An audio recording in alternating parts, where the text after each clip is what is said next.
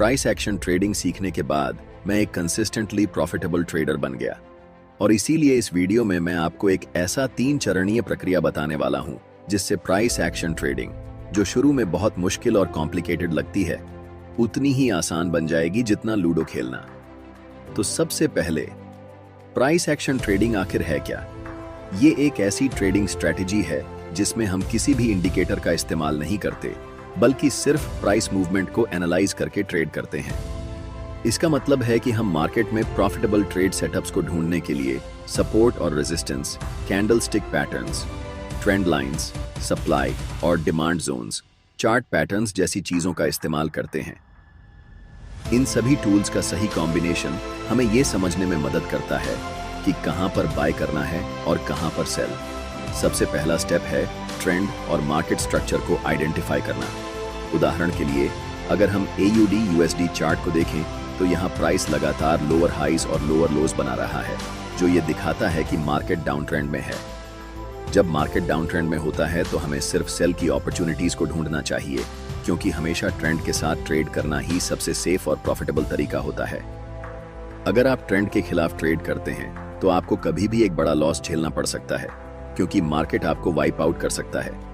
Trend को identify करने के बाद हमें मार्केट स्ट्रक्चर को भी समझना जरूरी होता है।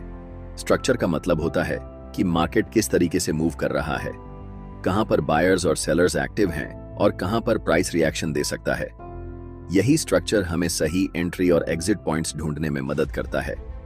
अब हम यहां एक की लेवल ड्रॉ कर सकते हैं, क्योंकि यह इस डाउन ट्रेंड का प्रीवियस लो है, और अगर हम चार्ट के लेफ्ट साइड को देखें तो ये एक स्ट्रॉन्ग सपोर्ट लेवल भी है। इस समय प्राइस ने इस छोटे सपोर्ट लेवल को तोड़ दिया है और वापस ऊपर आकर इस सपोर्ट लेवल को रीटेस्ट कर रहा है। यही हमें अपने अगले स्टेप तक ले जाता है। अब दूसरा स्टेप है प्रिपेयर और प्रेडिक्ट करना। इस समय हम देख सकते हैं कि प्राइस इसकी सपोर्ट लेवल को रीटेस्ट कर रहा है, लेकिन अभी हम यहाँ एंट्री नहीं ले सकते, क्योंकि हमें यह नहीं पता कि प्राइस यहाँ से बाय की तरफ जाएगा या सेल की तरफ। इस स्थिति में प्राइस 2 चीजें कर सकता है, या तो यह रीटेस्ट के बाद वापस नीचे गिरना शुरू कर देगा, या फिर यह रिवर्स होकर ऊपर जाना शुरू कर देगा। लेकिन इस केस में ज्यादा हाई प्रोबेबिलिटी किसकी है? जाहिर सी बात है कि प्राइस रीटेस्ट करने के बाद वापस नीचे जाएगा, क्योंकि मार्केट पहले से ही एक स्ट्रॉन्ग डाउन ट्रेंड में है। लेकिन इसका मतलब यह नहीं कि हमें तुरंत सेल करना चाहिए। हमें इंतजार करना होगा किसी स्ट्रॉन्ग कॉन्फर्मेशन का, जो हमें यह बताए कि प्राइस अब रिवर्स होकर वापस नीचे गिरने वाला है और यह डाउन ट्रेंड कंटिन्यू होगा। यह कॉन्फर्मेशन किसी कैंडलस्टिक पैटर्न या चार्ट पैटर्न के रूप में मिल सकता है। इस समय हमें कोई ऐसा क्लियर साइन नहीं मिला है, इसलिए हमें वेट करना होगा। यही वजह है कि इस स्टेज को प्रिपेयर और प्रिडिक्ट कहा जाता है, क्योंकि यहाँ हम सिर्फ एक बड़े मूव की तैयारी कर रहे होते हैं। अब हम देख सकते हैं कि प्राइस इस की लेवल को ऑफिशियली रीटेस्ट कर चुका है और इस लेवल पर एक डोजी कैंडलस्टिक बन चुकी है। जिन लोगों को डोजी के बारे में नहीं पता, उन्हें बता दूं कि डोजी एक ऐसा कैंडलस्टिक पैटर्न होता है जो मार्केट में इंडिसीजन दिखाता है, यानी मार्केट डिसाइड नहीं कर पा रहा कि अब प्राइस ऊपर जाएगा या नीचे। इस समय प्राइस एक छोटे से अप ट्रेंड यानी मिनी रिट्रेसमेंट में था, और जब हमें इस तरह की डोजी दिखती है तो इसका मतलब होता है कि मार्केट अब रिवर्स करने वाला है, यानी अब प्राइस फिर से नीचे गिरना शुरू करेगा और डाउन ट्रेंड कंटिन्यू होगा। तो जब भी आपको किसी की लेवल पर डोजी दिखाई देती है तो इसका मतलब होता है कि मार्केट अब रिवर्स होने वाला है और ट्रेंड चेंज होने वाला है। लेकिन फिर भी हम यहाँ तुरंत सेल नहीं करेंगे। मैं चाहता हूँ कि मुझे कोई स्ट्रॉन्ग कॉन्फर्मेशन मिले, जैसे कि बेरिश इंगल्फिंग कैंडलस्टिक, यानी एक बड़ी रेड कैंडलस्टिक जो यह दिखाए कि प्राइस इस लेवल को रिजेक्ट कर रहा है और अब वापस नीचे गिरने वाला है। यही वह जगह होगी जहां हमें ट्रेड में एंट्री लेनी चाहिए। तो हम अभी भी वेट करेंगे, इंतजार करेंगे कि कोई स्ट्रॉन्ग सिग्नल मिले।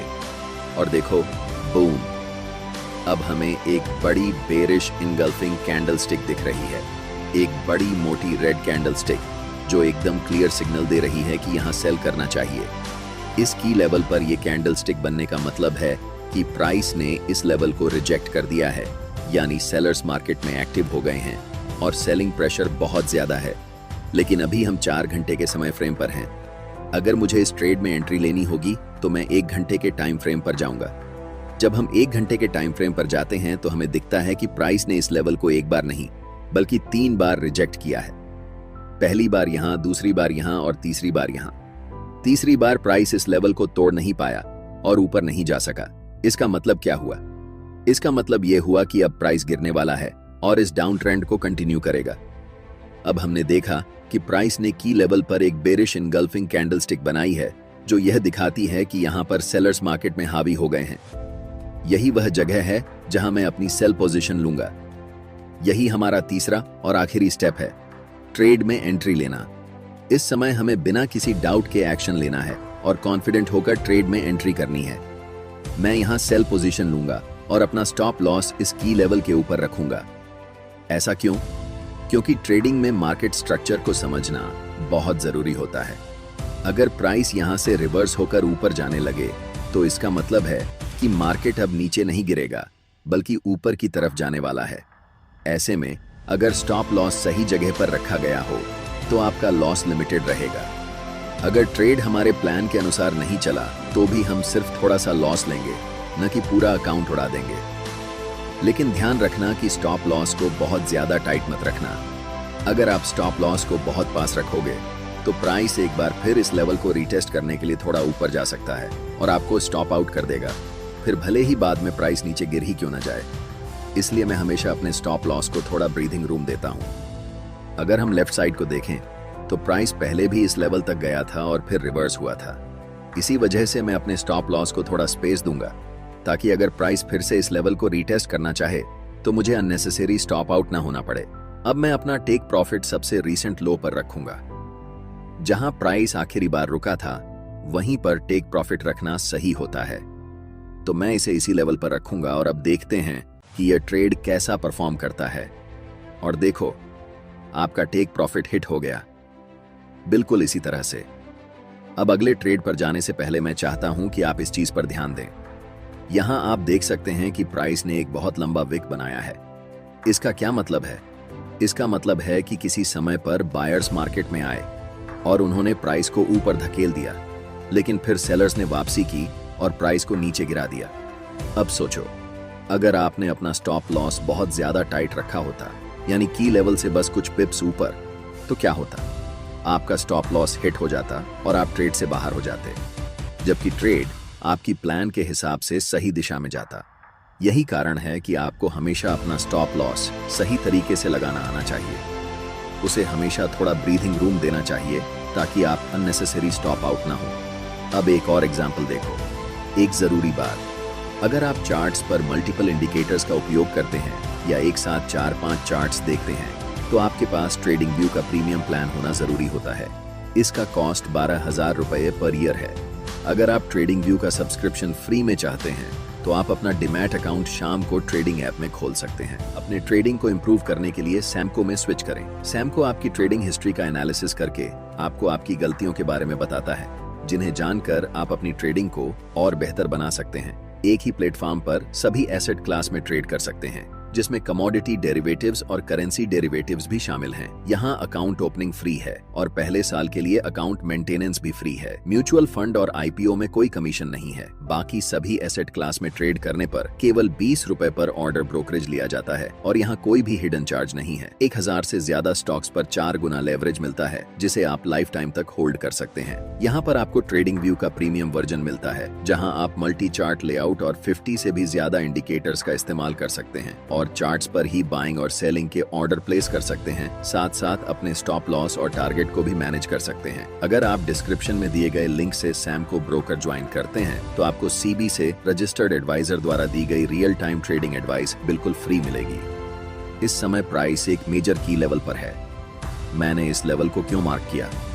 अगर आप लेफ्ट की तरफ देखें तो इसी एरिया के आसपास प्राइस ने कई बार रिवर्स किया है। इसका मतलब यह है कि यह एक बहुत स्ट्रॉन्ग सपोर्ट एरिया है, जिसे प्राइस कई बार तोड़ने में नाकाम रहा है और अभी प्राइस बिल्कुल इसी लेवल पर है। अब पहला स्टेप क्या होगा? पहला स्टेप है ट्रेंड को आइडेंटिफाई करना। इस समय अगर आप देखो तो प्राइस लोअर हाईज और लोअर लोज बना रहा था।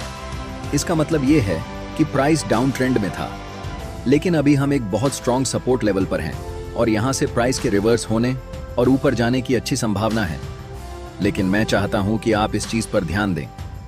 प्राइस लगातार लोअर हाईज और लोअर लोज बना रहा था, लेकिन अब सवाल यह है कि रीसेंट लोअर लो कहां है? रुको, यहां कोई लोअर लो बना ही नहीं। देखो, प्राइस ने इस एरिया पर रिवर्स किया और नीचे आकर एक नया हायर लो बनाया है। अगर प्राइस को डाउन ट्रेंड जारी रखना होता तो वह इस लेवल को तोड़ता, वापस ऊपर आता, इस एरिया को रीटेस्ट करता और फिर नीचे गिरकर नया लोअर लो बनाता। लेकिन ऐसा नहीं हुआ। इसके बजाय प्राइस ने इस एरिया पर रिवर्स किया और एक नया हायर लो बनाया। अब देखो, ये जो नया लो बना है ये पिछले लो से ऊंचा है। ये साफ दिखा रहा है कि मार्केट स्ट्रक्चर चेंज हो रहा है और अब अप ट्रेंड शुरू हो सकता है। अभी जो हो रहा है ये पहला संकेत है कि शायद मार्केट एक डाउन ट्रेंड से अप ट्रेंड में रिवर्स करने वाला है। इसका मतलब ये हो सकता है कि हमें अब बाइंग अपॉर्चुनिटी ढूंढनी चाहिए। अब हम अपने दूसरे स्टेप पर आते हैं, जो है प्रिपेयर और प्रिडिक्ट। यहां पर प्राइस ने एक नया हायर लो बनाया है जो यह दर्शाता है कि मार्केट रिवर्स होने वाला है। अब दूसरा संकेत क्या है? यह है बुलिश इनगल्फिंग कैंडलस्टिक। इस कैंडलस्टिक को ध्यान से देखो।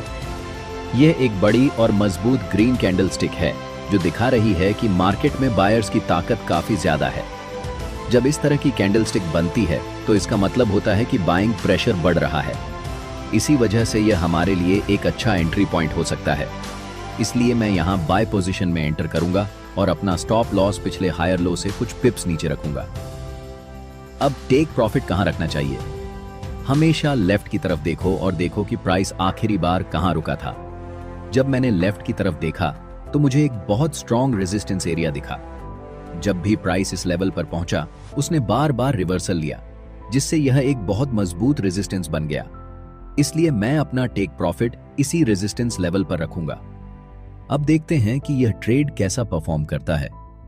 प्राइस ऊपर गया, फिर एक नया हायर लो बनाया, फिर और ऊपर गया और आखिर में टेक प्रॉफिट स्मैश हो गया।